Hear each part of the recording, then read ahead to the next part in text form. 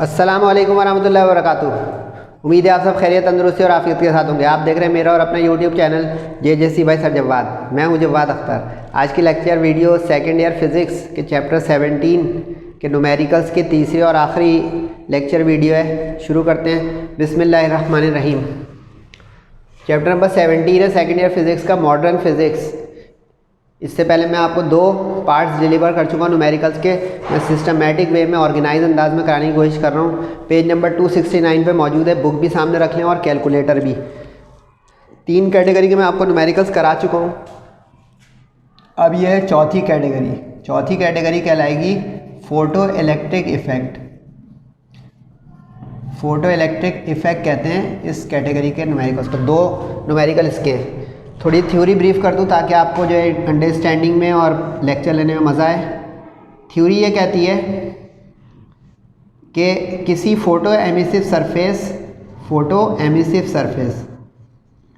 किसी photo emissive surface कोई metal हो सकता है, कोई सॉलिड ब्लॉक हो सकता है। उसके ऊपर जब रेडिएशंस आती हैं, अल्ट्रावायलेट रेज यानी फोटॉन्स आते हैं एनर्जी लेकर hν, तो उसमें से इलेक्ट्रॉन्स निकलना शुरू हो जाते हैं, इजेक्ट होना शुरू हो जाते हैं। इनको कहा जाता है फोटो इलेक्ट्रॉन्स। ठीक है। अब ये जो आने वाली एनर्जी वाले फोटॉन्स हैं वो यूटिलाइज़ करते हैं अपनी एनर्जी को 2 हिस्सों में। निकलने वाले इलेक्ट्रॉन्स जो हैं उनकी काइनेटिक एनर्जी बन जाती है और जो सरफेस होती है उसका वर्क फंक्शन बन जाता है। वर्क फंक्शन का मतलब जैसे हम फिज़िक्स में पढ़ते हैं वर्क, किसी चीज़ पे काम करना और उसको मूव करना, हरकत करना। तो यहाँ पे वर्क फंक्शन से मुराद होगा कि इलेक्ट्रॉन्स को सतह पे लाना, यानी सरफेस जो हमारी है उसके ऊपर आ जाए वो, क्योंकि ऊपर आएंगे तो आगे दौड़ेंगे। इसको यूँ समझ लें कि मैं कुर्सी पे बैठा हुआ हूँ, तो कोई मुझे हिट करे तो मैं पहले खड़ा होऊंगा और फिर दौड़ने लग जाऊंगा। तो ये खड़ा होना जो हुआ वर्क डन मेरे ऊपर, ये वर्क फंक्शन हो गया। और जो आगे मूव करने लग गया वो काइनेटिक एनर्जी के तौर पे अपीयर हो गया। इसका मतलब ये हुआ कि आने वाली एनर्जी यूटिलाइज इन 2 पार्ट्स, यानी incident photon utilizes its energy in 2 parts. Number 1 work function to drag the electron on to the surface, and number 2 the kinetic energy of ejected photo electrons that is to move them away from the surface. अब ये theory अगर समझ में आ गई तो numerical इंशाल्लाह जल्दी जल्दी होंगे। 17.8 न्यूमेरिकल है। इसमें कह रहा है what will be the work function. देखिए वर्क फंक्शन का लफ्ज़ आ गया। Threshold frequency of this value. अच्छा, ये थ्रेशोल्ड फ्रीक्वेंसी क्या है? थ्रेशोल्ड फ्रीक्वेंसी जो है, अगर आप में से कोई केमिस्ट्री का स्टूडेंट हो, यानी प्री मेडिकल का या प्री इंजीनियरिंग का स्टूडेंट हो, कंप्यूटर साइंस ना हो, तो हमने एक फर्स्ट ईयर केमिस्ट्री में चैप्टर पढ़ा था, चैप्टर नंबर 9। उसमें एक थ्रेशोल्ड एनर्जी होती थी, अगर याद हो, एक्टिवेशन एनर्जी के साथ। थ्रेशोल्ड का मतलब होता है कम से कम, मिनिमम। अब ये जो थ्रेशोल्ड फ्रीक्वेंसी होती है ना, मिनिमम फ्रीक्वेंसी, ये वो फ्रीक्वेंसी होती है जिस पे इजेक्शन शुरू होता है। यानी इससे एक नुक्ता भी अगर कम होगी वैल्यू फ्रीक्वेंसी की इंसिडेंट लाइट की, यानी आने वाली रेडिएशन की, तो फोटो इलेक्ट्रॉन निकलेंगे नहीं। 100 साल तक हम ये रोशनी डालते रहें। तो ये हो गई मिनिमम फ्रीक्वेंसी। तो थ्रेशोल्ड फ्रीक्वेंसी इसका सिंबल होता है μ0। नोट करते रहें। हर्ट्ज़ में वैल्यू होगी इसकी, यूनिट्स फ्रीक्वेंसी के। वर्क फंक्शन पूछ रहे हैं, वर्क फंक्शन की यूनिट्स है φ0। वर्क फंक्शन का फॉर्मूला आ गया, इसको संभालें। Work function is equal to hμ0। h का मतलब प्लांक्स कांस्टेंट, इस चैप्टर में बहुत आ चुका है। अगर चाहें तो आप डाटा में भी लिख सकते हैं h की वैल्यू, ज़रूरत है भी या नहीं भी है, आप लिख लें या ना लिख लें। 6.63 एक्सपोनेंट -34 जूल सेकेंड। अब ये पोटेंट गेट का न्यूमेरिकल हो गया। h की वैल्यू रखें, थ्रेशोल्ड फ्रीक्वेंसी की वैल्यू रखें, मल्टीप्लाई करें, आंसर आ गया। लेकिन अब ध्यान से, बहुत ध्यान से, जूल में आ गया, क्योंकि वर्क हमारा फिजिक्स में जूल में आता है, तो वर्क फंक्शन भी उसी की एक क्लास है, तो इसलिए उसके भी यूनिट जूल हो गए। लेकिन अब इलेक्ट्रॉन्स निकल रहे हैं, पार्टिकल्स निकल रहे हैं, ज़र्रात निकल रहे हैं। जब छोटे पार्टिकल्स ज़र्रात वगैरह निकलेंगे ना, तो उसकी एनर्जी होती है इलेक्ट्रॉन वोल्ट में। इसी चैप्टर में बता चुका हूँ। तो अब हम इसको कन्वर्ट करेंगे इलेक्ट्रॉन वोल्ट में, और इसके लिए रिलेशन आपको पता हो, यानी अब जूल से इलेक्ट्रॉन वोल्ट जाने के लिए हमें 1.6 एक्सपोनेंट माइनस 19 से डिवाइड करना पड़ेगा, जूल से इलेक्ट्रॉन वोल्ट के लिए, यानी joule two electron volt divide by this value, यानी 1.6 एक्सपोनेंट माइनस 19। अब डिवाइड किया इलेक्ट्रॉन वोल्ट में, वर्क फंक्शन आ गया। आसान न्यूमेरिकल है, तो दुआ करें कि ये बोर्ड में आ जाए एग्जाम में। वैसे ये दोनों न्यूमेरिकल इंपॉर्टेंट है, ये नसीब से आता है, ये ज़्यादा आता है नीचे वाला।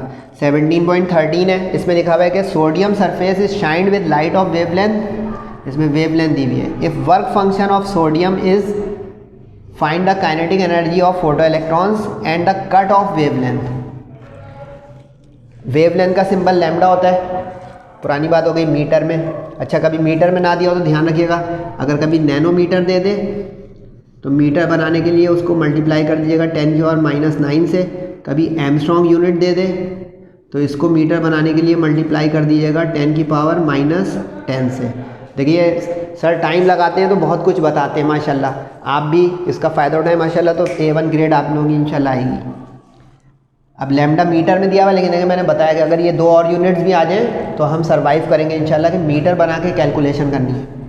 वर्क फंक्शन का अभी बताया फाई नॉट होता है सिंबल। अच्छा, फाइंड करना होगा वर्क फंक्शन तो इलेक्ट्रॉन वोल्ट में आएगा। गिवन होगा अगर तो हम उसको जूल बनाएंगे। क्यों? क्योंकि अब इसके अंदर जो फॉर्मूला आएगा उसमें मिक्स यूनिट्स नहीं हो सकते, SI यूनिट होने चाहिए सारे। Electron volt is not SI unit. तो अब इसमें देखिए जूल से इलेक्ट्रॉन वोल्ट के लिए डिवाइड करेंगे, इलेक्ट्रॉन वोल्ट से जूल जाने के लिए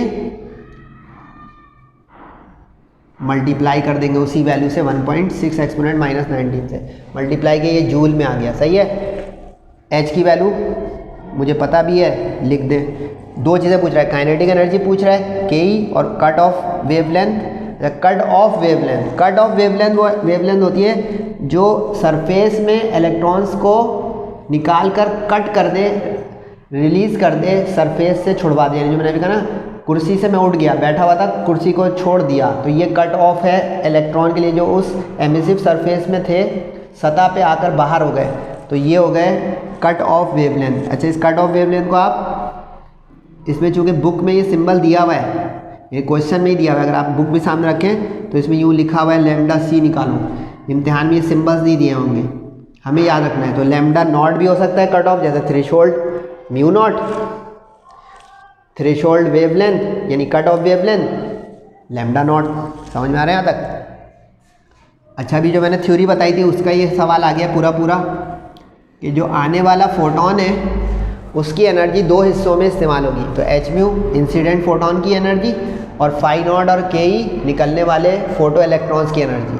अब म्यू C/λ होता है, वेव वेलोसिटी फार्मूला, ये भी हम कर चुके हैं, फिर भी लिख लें फार्मूले में, क्योंकि हमें देखें इस सवाल में फ्रीक्वेंसी नहीं दी हुई है। फ्रीक्वेंसी जब नहीं दी होगी तो ये थोड़ी कहेंगे गलत है, रिलेशन बनाना पड़ेगा। तो फ्रीक्वेंसी से वेवलेंथ पहुंच जाएंगे, तो ये हो जाएगा HC/λ। फार्मूला मेकिंग आप जानते हैं मुझे कि मैं फार्मूला मेकिंग से चलता हूँ। हमें ये चाहिए, ये है सवाल में, H पता है, C पता है, लैम्डा पता है। C की भी वैल्यू आपको याद है तो अच्छी बात है, वरना चाहें तो डाटा में लिख सकते हैं 3 × 10⁸। अच्छा, कोई ये ना समझे ये मैं बाद में जो लिख रहा हूँ वैल्यूज H और C मैं भूल गया हूँ। ये जो कांस्टेंट्स हैं इनकी वैल्यू डाटा में लिखना ऑप्शनल, लिख दें या ना लिख दें। हाँ, लेकिन अगर क्वेश्चन में गिवन हो, ये बोर्ड एग्जाम में गिवन है ब्रैकेट में गिवन दैट, तो इसको डाटा का हिस्सा आप बनाएंगे कि गिवन है, वरना हम डायरेक्ट इसको यूज़ कर सकते हैं। ठीक है यहाँ तक? अब वैल्यू रखी जल्दी, H की रखी, C की रखी, अपॉन में लैम्डा जो सवाल में था 3 एक्सपोनेंट माइनस 7 वो रखा, और फाई नॉट जूल में कन्वर्ट वाला, ध्यान से गलती ना हो, जूल वाला रखा। सही है। अब मल्टीप्लाई किया, जो मल्टीप्लाई करके आया उसको डिवाइड किया, ये अपनी जगह चले जा रहा है phi not.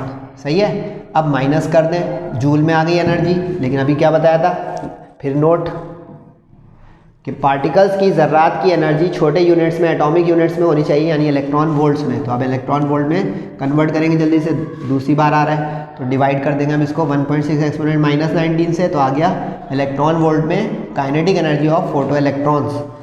Cut off wavelength भी पूछ रहा है वो, सेकेंड पार्ट।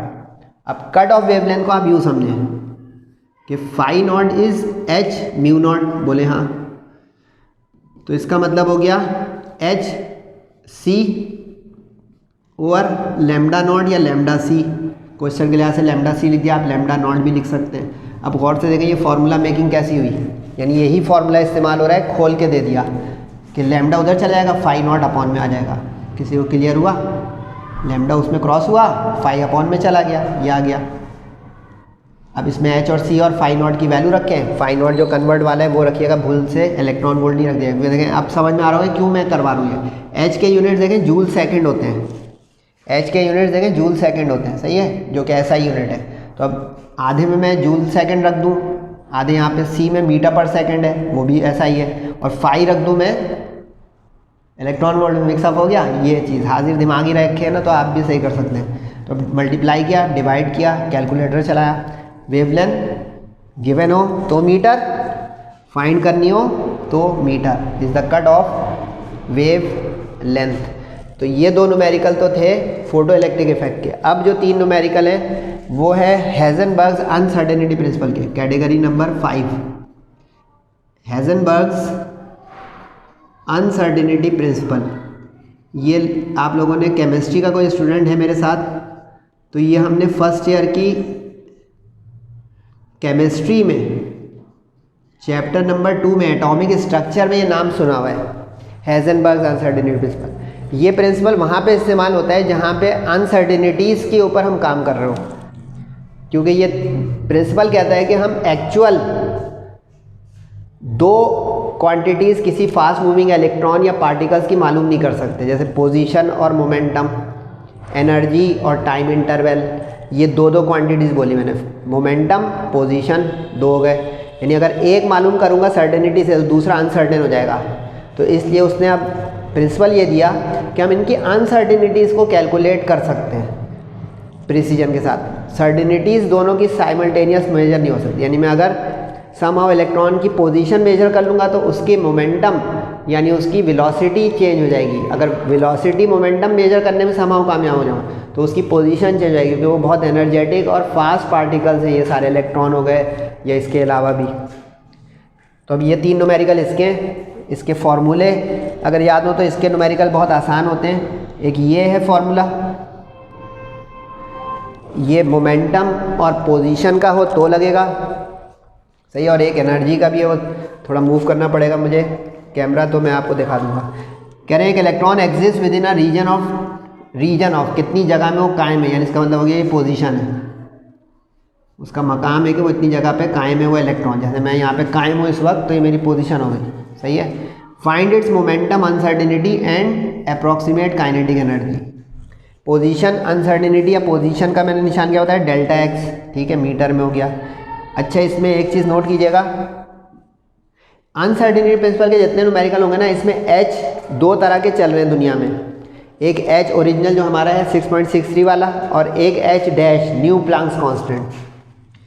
ये H dash new Planck's constant Bohr ने इंट्रोड्यूस किया था इस तरह h/2π करके, तो ये आ जाता है फिर 1.05, क्योंकि 6.63 को अगर आप डिवाइड कर देंगे 2π से तो आप देखेंगे ये वाली वैल्यू आ जाएगी। डिवाइड करें उसी h को 2π से कैलकुलेटर पे, देखिए क्या आता है, आ गया। फिर चलाइएगा मेरे जाने के बाद। मास ऑफ इलेक्ट्रॉन सवाल में कि मैंने इसलिए लिख दिया, सही है। अब momentum uncertainty delta means uncertainty, और काइनेटिक एनर्जी के।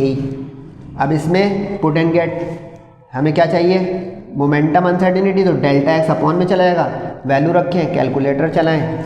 मोमेंटम किस में होता है, किलोग्राम मीटर पर सेकंड में। कुछ टीचर इसका ये भी बोलते हैं न्यूटन सेकंड, आप लोगों को पता होगा, फर्स्ट ईयर मैट्रिक पढ़िए, न्यूटन सेकंड भी लिख सकते हैं, लेकिन आसान सा किस तरह कि मास इंटू वेलोसिटी, मास किलोग्राम, वेलोसिटी मीटर पर सेकंड, तो किलोग्राम मीटर पर सेकंड। ये हो गई मोमेंटम अनसर्टेनिटी, आंसर ए। दूसरा पार्ट भी है काइनेटिक एनर्जी, ये थोड़ा सा ट्रिकी है, 12 mv²। अब वेलोसिटी हमारे पास इस सवाल में है ही नहीं, गौर से देखें, वेलोसिटी ऑफ इलेक्ट्रॉन नहीं है, तो अब इसको हमें फॉर्मूला मेकिंग करनी पड़ेगी, रीमेक करना पड़ेगा।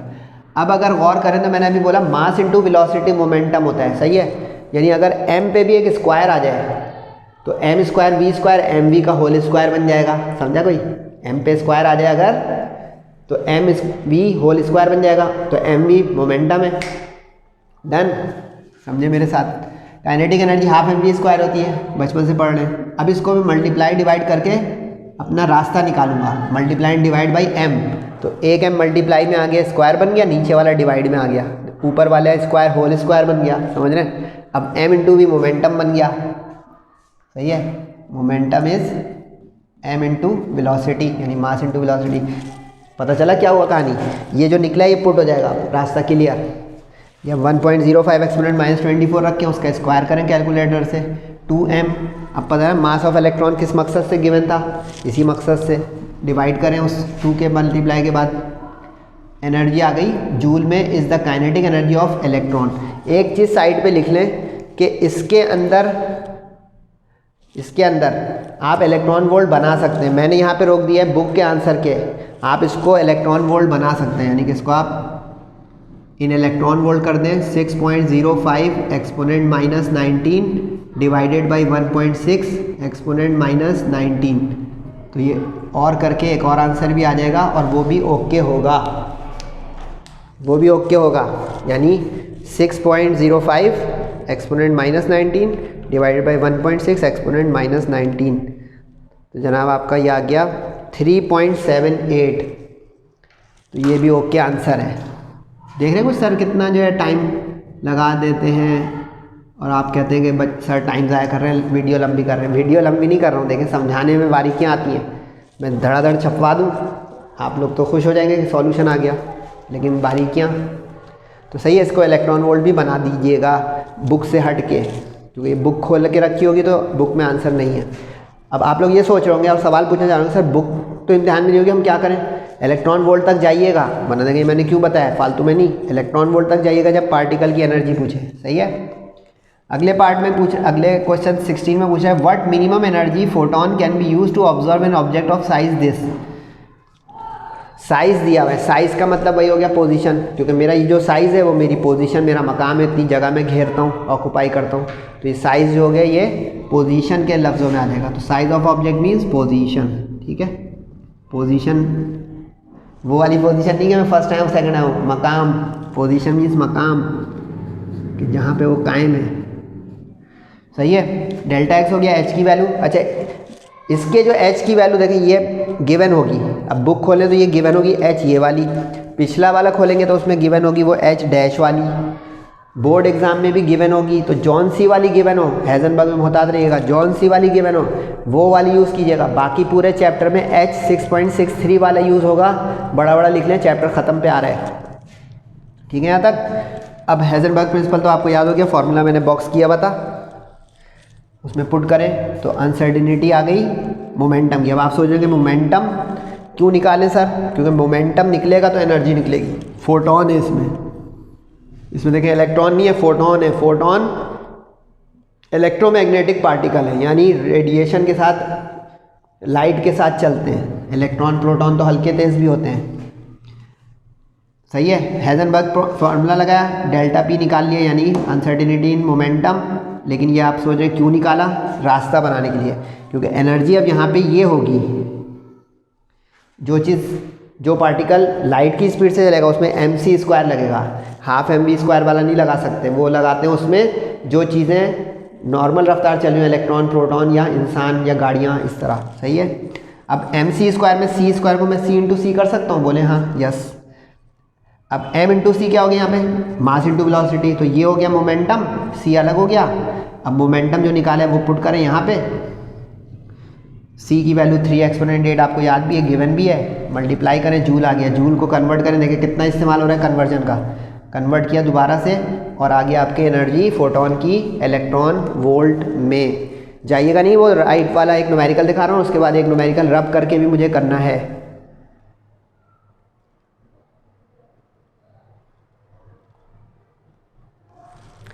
आखिरी न्यूमेरिकल जो इस स्लाइड का है उसमें लिखा हुआ है 17.18 में, certain excited state of hydrogen atom has life time of this second, what will be the minimum uncertainty in energy.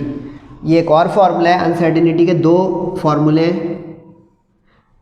एक इस्तेमाल होता है जब पोजीशन के साथ मोमेंटम का काम हो, यानी साइज़, जैसे इसमें साइज़ बोला या मोमेंट वो बोला है पोजीशन बराबर, और एक ये है जिसमें एनर्जी और टाइम की अनसर्टेनिटी का ताल्लुक हो, डेल्टा ई और डेल्टा टी, ई एनर्जी टी टाइम।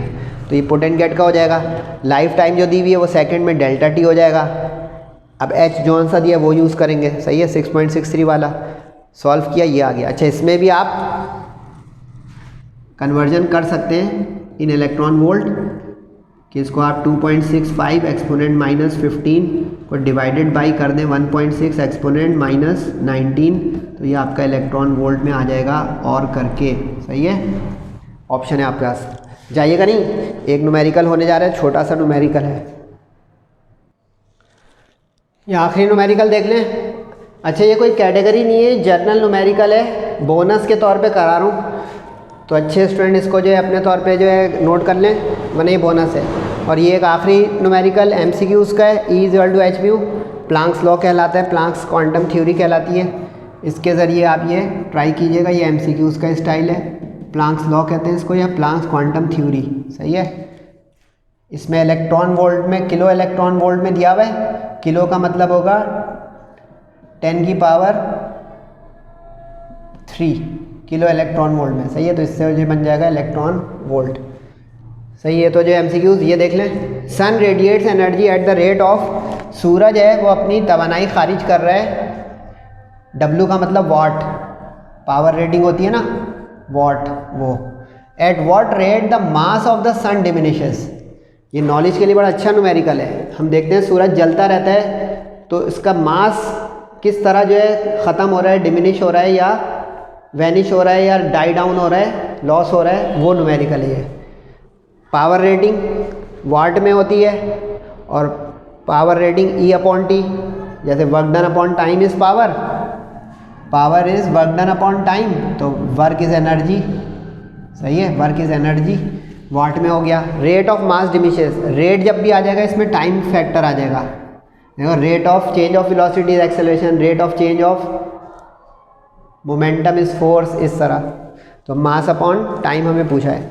अब पावर रेटिंग होती है P=E/T, जो मैंने डाटा में भी लिखा हुआ है, लेकिन E जो है mc² होता है, क्योंकि रेडिएशन खारिज कर रहा है, रेडिएट्स लिखा हुआ है ना, तो mc², इसको रख दें mc²।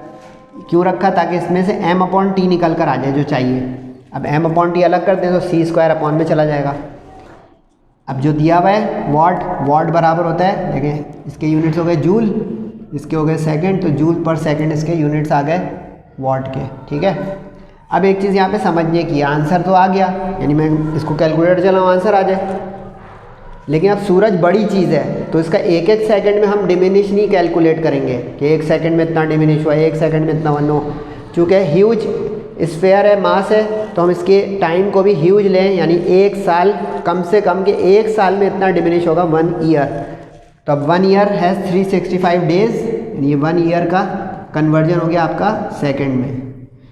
365 days, each day has 24 hours, इसमें 60 × 60 यानी मिनट इंटू सेकंड, कि हर घंटे में 60 मिनट्स और हर मिनट में 60 सेकंड्स। तो ये बारीकी आ गई। C की वैल्यू रख के उसका स्क्वायर किया, आप कैलकुलेटर सिर्फ चलाएं, मल्टीप्लाई करें। अच्छा, ये एक चीज़ बता दूँ, आप इसको ये याद भी कर सकते हैं, बड़ा हैंडी है एप्टीट्यूड टेस्ट वगैरह में, कि एक साल में कितने सेकंड्स होते हैं। ये वैल्यू आप याद कर लें तो बड़ा काम आता है, कैलकुलेटर ही नहीं चलाना पड़ता। 3.15 एक्सपोनेंट 7 सेकंड्स होते हैं एक साल में। मल्टीप्लाई किया, डिवाइड किया, आ गया किलोग्राम पर ईयर, क्योंकि देखिए मास किलोग्राम में टाइम्स ईयर में, तो rate of mass sun diminishes, यानी इतना मर रहा है फिर भी ख़त्म नहीं हो रहा सूरज। साइंटिफिक जाइएगा नहीं, ये एग्जाम्पल नोट कर लें, क्योंकि आप जानते हैं कि चैप्टर ख़त्म हो रहा हो या बीच बीच में जब सर ये चैप्टर नंबर 11 से देखिएगा मुसलसल, तो इम्पॉर्टेंट तरीन एग्जाम्पल्स। अच्छा, पिछले लेक्चर में भी 1-2 एग्जाम्पल मेंशन की थी, सारी एक जगह कर लीजिएगा, प्रैक्टिस कीजिएगा, फीडबैक दीजिएगा। 17.7, 17.8, 11, 13 ये आज के टॉपिक से मुताल्लिक है इसमें, लेकिन 2 एग्जाम्पल आपको 8 और 9 जो है ये हो सकता है सर से ज़रूरत पड़े आपको, तो इसका फीडबैक दीजिएगा, क्योंकि पेयर प्रोडक्शन और एनिहिलेशन की एग्जाम्पल है और एक्सरसाइज में इसका कोई न्यूमेरिकल है नहीं, तो फिर भी बताइएगा अगर ज़रूरत हो। ये MCQs है। सेहत और ज़िंदगी के साथ अगले लेक्चर पे आने का इन्हिसार है। तब तक अपना और सबका बहुत ख्याल रखिएगा, फीडबैक ज़रूर दीजिएगा। अस्सलामु अलैकुम वरहमतुल्लाहि वबरकातुहू।